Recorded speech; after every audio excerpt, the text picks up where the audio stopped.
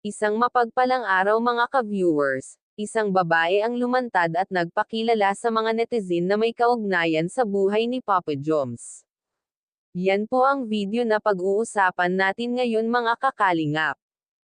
At bago po natin simulan ang video na ito ay gusto ko lamang shoutout ang ating mga minamahal na mga viewers at sulad supporters. Dahil nga sa pagsisikap ni Carla na makapagtapos sa pag-aaral ay may good news ito kay Kuya Rab dahil isa si Carla sa top notcher sa kanyang paaralan. Wow, congrats Carla!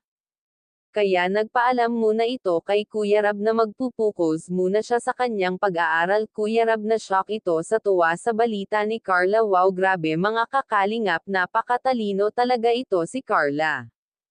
At SI Papa Jomser naman ay punta na muna sa Hong Kong at ang tanging hiling na lamang nito kay Carla ay kahit daw isang good morning lamang tuwing umaga ay okay na sa kanya. At ang naging sagot naman ni Carla ay ito, pipilitin niyang mag-chat tuwing umaga para kay Papa Joms, para naman sumaya ito, para sa kinabukasan ng kanyang pamilya ay nagpupursigi ito para sa pamilya niya, para maiahon niya ito sa kahirapan. Will nakikita naman natin sa kanya na matalino talaga ito at taglay niya ang angking galing kaya dito ay mas lalong humanga sa iyo ang Team Kalingap sa magandang opportunity para sa iyo Carla.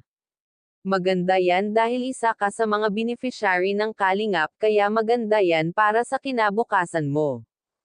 Papa Joms parang mas lalo itong nai-inlove kay Carla at wag po muna skip ang video na ito para malaman ang nilalaman nito. Dahil dito sa pinakita niyang talento dahil taglay niya ito.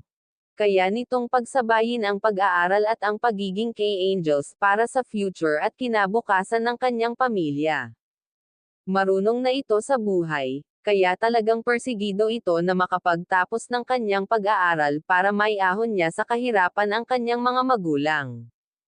At hindi niya talaga nakalimutan lahat pasalamatan ang tumulong sa kanya. Kung baga kung hindi dahil sa kanila ay hindi sila maging successful ang pamumuhay ngayon dahil hindi na sila tulad ng dati, malaki na ang pinagbago nila ngayon kaya laking pasalamat niya sa partner niya na si Jomar dahil nagtiyaga talaga ito sa kanya, at dahil marami ang nagmamahal at humahanga sa taglay niyang ganda, at wag nga po pala natin kalilimutan suportahan ang ama ng ating kalingap na si Val Santos Matubang.